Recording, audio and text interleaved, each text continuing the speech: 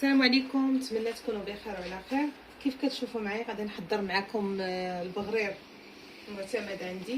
عندي 3 الكيسان ديال السميده رقيقه، واحد الخماره، عندي كاس لاروب ديال الفورص، الملحه، معلقه ديال الخميره الفوريه، واحد القطرات ديال الخل اللي كنديرهم في الاخر مع الخماره. في البول كندير 3 الكيسان ديال السميده رقيقه،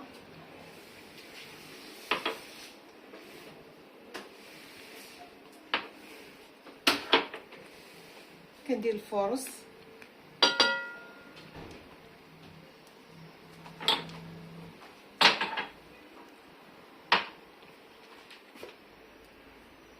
كندير الخميره الفوريه،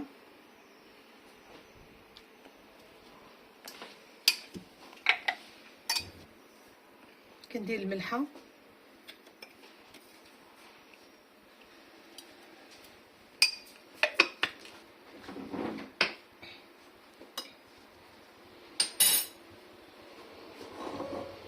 كناخذ 4 كيسان ديال الماء اللي كيكون دافي. ندير 4 كيسان، 2 3 4 كيسان ديال الماء. غادي ناخذ الميكسور وغادي نطحن الخليط تاع البغرير مزيان حتى كيطحن مزيان ونتلاقاو. كيف ما شفتوا معايا خاص البغرير يطحن لينا مزيان. اين فوا كيطحن البغرير غنضيف ليه الخماره. شوفوا معايا غادي نضيف واحد 2 قطرات ديال الخل وكنطحن. غادي نضيف 4 معالق ديال السكر وغادي نضيف خماره كتبقى كمرحله اخيره.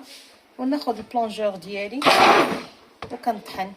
معايا القوام تاع البغرير كيكون على هذا القوام بحال هكذا. غنخليه غير بما نسخن المقله وغادي نبدا نطيب فيه.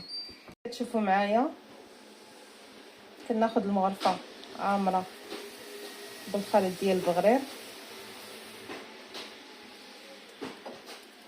كيف معروف ان البغرير كيبغي عافيه اللي كتكون مجهده. كما شفتوا معايا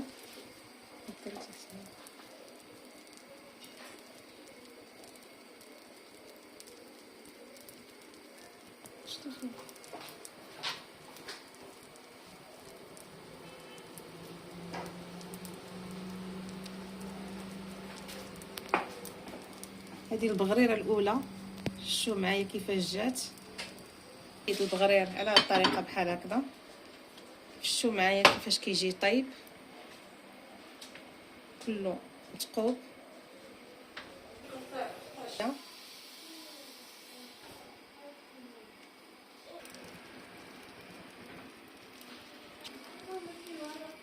البغرير كيطيب على هذه الطريقه بحال هكذا.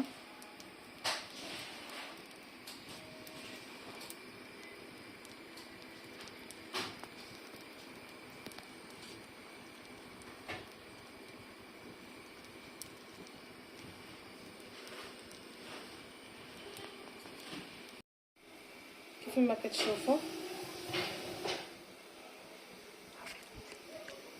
ندير غير القياس باش يجيني شويه رقيق.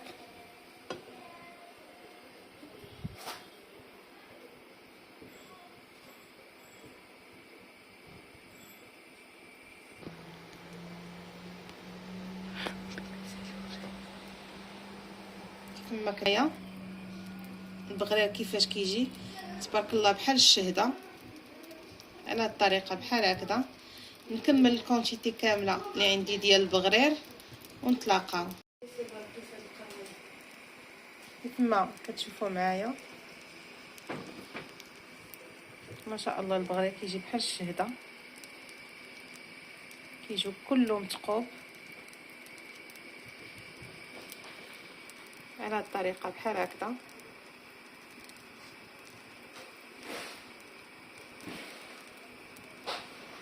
ونتلاقاو ان شاء الله. معايا البغرير اللي كيجي هكذا، كيجي بحال الشهده كيف كتشوفوا معايا، كنرافقوه بالعسل مع الزبده على الطريقه بحال هكذا.